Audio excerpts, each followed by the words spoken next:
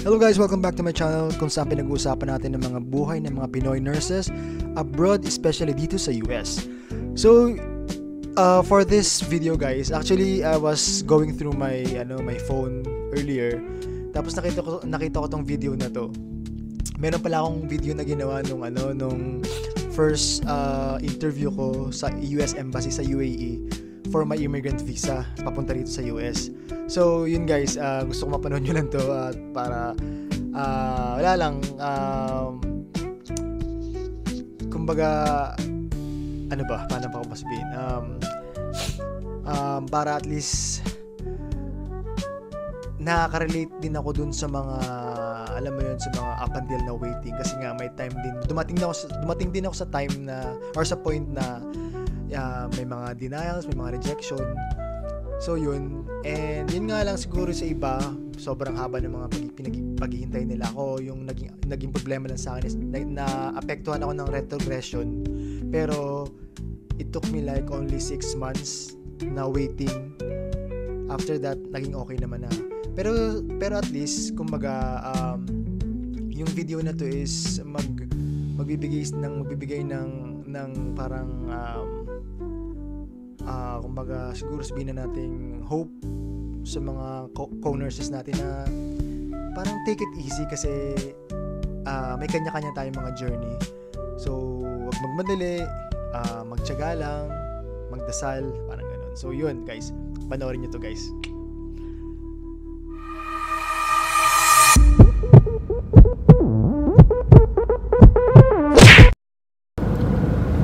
Hello guys, gusto ko lang share yung medyo nakaka-upset yung araw na to, kasi today actually is my interview date sa US Embassy for immigrant visa. Ayun, actually before naman akong pumunta ng embassy, kumbaga meron na talagang parang mga warning signs or mga red flags na, kasi nga gawa ng una, yung priority date ko affected ng retro or yung recession na tinatawag. Nag-cut off ang cut off naging June 1, 2022. Yung priority date ko is June 23, 2022. Yung sa mga ibang kasama ko, na-cancel yung yung mga interview dates nila. Ako kasi hindi siya na-cancel. So iniisip ko, i-push through ko na lang. Sabi ko wala namang mawawala. So yun na nga. Pumunta ako kanina sa embassy.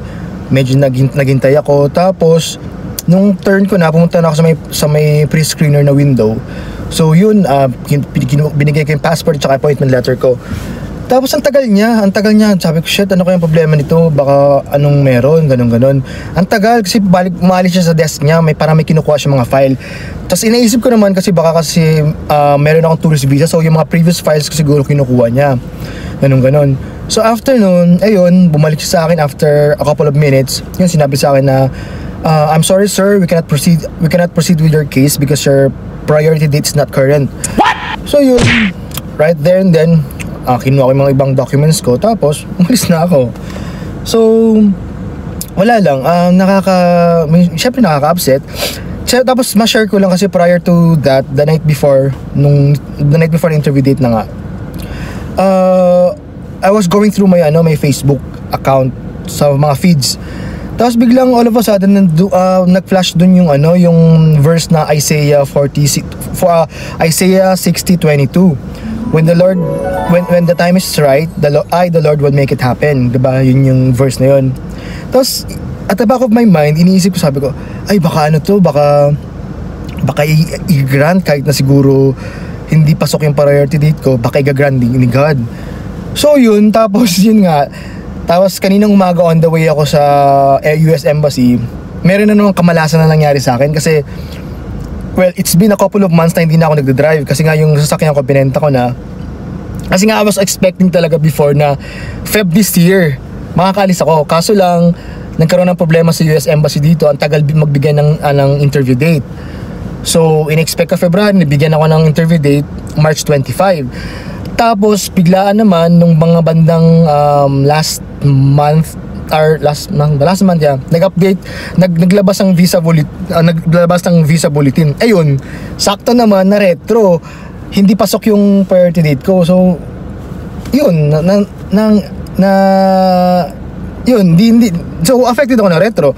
So, yun na nga, going back dun sa on the way ako sa embassy, sinusunod ko lang kasi sa Waze, yung ano, kasi medyo mahina talaga ako sa direction eh. Problema ko talaga yun ever since. So, sinusunod ko lang si Waze. Tapos may isang ano doon, may isang way doon na mali ata yung lane na napuntahan ko, tapos nag left turn ako. So, ngayon, di nagda-drive ako. Airport Road. Tapos may pulis na sasakyan ng pulis na sumusunod sa akin. Akala ko parehas kami ng direction ng pinupuntahan. So, nag-ano siya, yung pala kaya pala siya nakasignal ng right kasi parang kumbaga tumabi ako. So, yung hindi ko nakukuha yung message na gusto nilang sabihin sa akin, nag-change lane sila, tapos tinapatan nila sa sasakyan ko, sumenya sa akin. So, yun, tumabi ako. Yung malaman lamang ko lang pala na nagkaroon ako ng violation kasi dapat yung lane na pinuntahan ko hindi siya for right turn or for left turn. Kailangan diretso lang ako. Sabi ko naman nga sinusunod ko lang si Waze, ganun. Siguro mali lang rin yung pagkakatingin ko doon kay Waze. Na overlook ko. So yun, parang sabi niya pa sa akin, tontuwa ako, sabi niya sa akin. Kasi nagmamakaawa ako, sabi ko, my God, panigurado magkakaroon ako ng fine nito eh. Nakikiusap ako, sabi ko, sir, wag niyo naman po ako bigyan ng fine. Ay, siyempre English yun, di ba? Na maraming fine kasi sabi ko, mafi pulus, sabi ko gano'n, wala akong pera, walang pera, gano'n. So, kala ko naman, na-convince ko na na hindi ako ma-fine kasi sabi niya sa akin, okay brother, no worry, this is only a warning, no fines. So tuwan-tuwa naman ako, di pumunta ako sa embassy. Tapos yun nga, na-recheck ako, umuwi ako. Pagbalik ko ng sasakyan, naka-receive ako ng call sa kaibigan ko na ang may-ari ng sasakyan na hiniram ko, na meron ng fine na 500 dirhams. So ako naman, grabe ko bigla ako. Sabi ko, shit, 500, ang laking pera din yun, magkano din yun. Tapos black points pa, nakakahiya. Kasi hindi naman ko nga lang yung sasakyan, di ba? Tapos yun, wala na, nakakainis na kasi akala ko talaga wala akong fine. So wala lang, tapos parang, well, moral lang story, parang, alam mo yun, hindi ko siya, yung mga nangyari today sa akin, hindi ko siya mako-consider na kamalasan or what. Parang naniniwala ako na blessing siya kasi sa mga ganitong pagkakataon, for sure, 100% ako na naniniwala ako na merong balik na blessing, doble or triple pa na blessing ibibigay sa Lord. So, yun lang, gusto ko lang i-share na parang sa mga ganitong mga pangyayari sa buhay natin, dapat hindi tayo we always have to keep our faith. Hindi tayo dapat mawawala ng pag-asa and just keep on going kasi yun nga, sabi nga, everything is already planned by God. Kung kailangan natin makinig, huwag natin i-push kung ano yung gusto natin kasi lahat ng nangyayari sa atin sa buhay natin or mangyayari sa buhay natin, planado na yun ni God. Wala na, naka-design na yan, na planado niya na yan. So, we just have to listen to Him and maniwala lang. Wala lang, yun lang, na-share ko lang. Anyway, thank you for watching. So, yun nga guys, sa panood nyo na yung video. So, nakakatawa lang, no? May mga, yun nangyari sa akin sa embassy na, ano yun eh, ng time na yun, nag-take lang ako ng chance na baka kasi makalusot. Kasi sabi nila, i-try na lang din since na may schedule naman na ako. Para lang at least, malay mo, bigyan ka nilang ng, may tawag dun sa nakalimutan ko na tuloy yung tawag dun sa term na yun niya, parang, parang i-entertain nila, i-accommodate ka nila for interview. Pero, hindi ka bibigyan ng visa for the time being up until ma-lift na yung retro or yung priority date, no. So yun. Tapos yun nga, sa kasamang palad, ako nun, pinauwi talaga ako nung time na yun. Tapos nakakatawa pa, meron kasi akong sinilihan na parang group chat sa UAE, no, na may mga PD na ng June, ng mga PD ng June or May. May sinilihan ako ng grupo. By the way, kasi that time ang PD ko noon is June 23, 2022. Kaso lang biglang nag-retro, so hindi na ako pasok. So yung parang, pero may schedule na ako noon, so trinay ko lang din talaga baka sakaling makalusot, pero hindi rin nakalusot, kaya pinauwi rin talaga ako nung time na yun. Tapos nakakatawa pa yun nga, going back dun sa chat may mga sinali akong chat nun kasi tas ng mga member nun, nakita ko that day ng interview na yun, nung May 2023 na yun. Doon sila.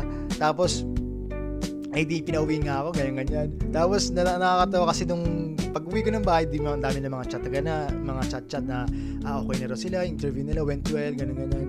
Tapos, parang nabanggit nila doon, meron nga kabayan doon na pinauwi, na yung medyo chubby na na kabayan pinauwi, kasi siguro yung priority date niya as hindi pasok, parang ganun. Tapos nag-reply ako dun sa chat group, sabi ko, ma'am, sir, ako po yung yung sinasabi niyong pinauwi. Sabi ganun. So, yun, nakakatawa lang. Tapos, ano ba? May share ko lang, yun nga guys, kasi, awan ko kung nangyari na rin sa inyo na, parang ang galing lang din talaga ni God, kasi, every time na, before, hindi ko na-figure out na ganun yung pattern na nangyari, kasi, madalas talaga, ang dami kong kamalasan or sablay sa UAE that time, especially sa sasakyan, ang dami kong mga fines, traffic fines, minsan sa parking, overspeeding, ganyan.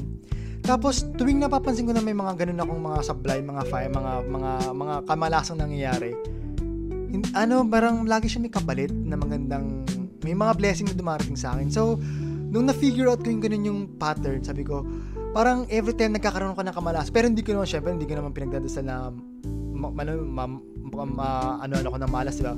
Pero, every time na nagkakaroon ako ng mga sablay, mga bad luck na yan, mga kamalasan na yan, lagi akong excited nung na-figure out ko na yung pattern, kasi tuwing may mga ganun akong mga pagkakataon na or mga pangyayari, talagang merong dumarating na magandang blessing. So, nung mga time na yun, nung mga yan nga yung diba, na-recheck ako sa kasi nga retro, hindi pasok yung PD ko. That time, hindi ako ganung na-upset, kasi alam ko, na-excite ako, na sabi ko, ay, may magandang kapalit ito, kaya ganun na nangyari. So, parang gusto ko rin ma-realize nyo na parang sa mga rejections na nangyari, mga denial na yan, or hindi naman talaga denial, diba? Kumbaga, nga sa mga ganyan mga pagkakataon, lagi tayo parang lagi ka mas ma-excite ka, kasi syempre God is fair, diba? Parang meron siyang magandang kapalit na ibibigay sa'yo. So maghintay ka lang, keep the faith talaga, sa lahat ng mga up until na waiting. Tsaga-tsaga lang talaga, kasi lahat naman tayo mga dumaan din sa mga struggle na dumaan din sa mga struggle. Yun nga lang, iba-iba lang talaga yung klase ng struggles na pinagdaanan natin. So yun, but still pa rin, may mga kanya-kanya tayong mga journey parang ganun. So yun, lang talaga, kapit lang talaga. So yun lang, na-share ko lang talaga, kasi natuwa lang ako sa video, so I thought of sharing this video dito sa channel ko. So yun, so anyhow, yun lang guys. And thank you sa lahat ng mga nagsusubscribe at nanonood ng mga videos, and sa mga nagko-comments, minsan nagpa-PM pa nga na somehow na-inspire sila sa mga videos na ginagawa natin. So nakaka-motivate sila na mas gumawa pa tayo ng mga video or mga inspiring videos para dun sa mga co-nurses natin na papunta na rito, or nagpaplano or nagbabalak na pumunta dito. So yun. So thank you very much guys for the support. So yun. And well, hanggang dito lang video na to. Yun lang. And again guys, if life challenges you, always find ways to stay positive and be positive. Tough times are just temporary, and that these too shall pass. So kapit lang, Pinoy RNs, we've got this, you've got this. And sa lahat ng mga up until na waiting, kapit lang guys. Malapit na yan. Just enjoy the journey, go with the flow, and rest assured na planado na ni God yung journey na mangyari sa buhay nyo. So keep the faith lang talaga. So yun, for more nursing adventures and interesting stories, follow for more.